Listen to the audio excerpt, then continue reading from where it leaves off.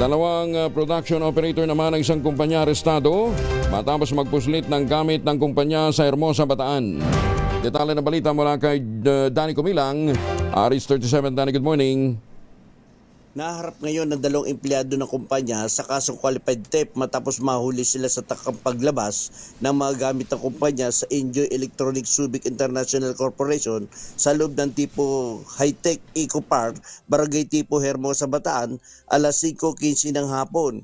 Kinilala mga suspect na edad 22 at 18 taong gulang na kapwa production operator na nasabing kumpanya.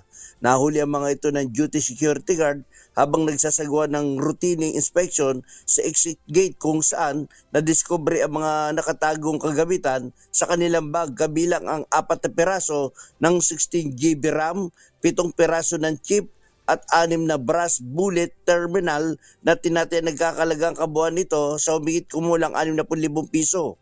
Ang mga suspect ay isinuko sa SBMA Intelligence and Investigation Office bago tuluyang dinala sa Hermosa Municipal Police Station dakong alas 11 ng gabi.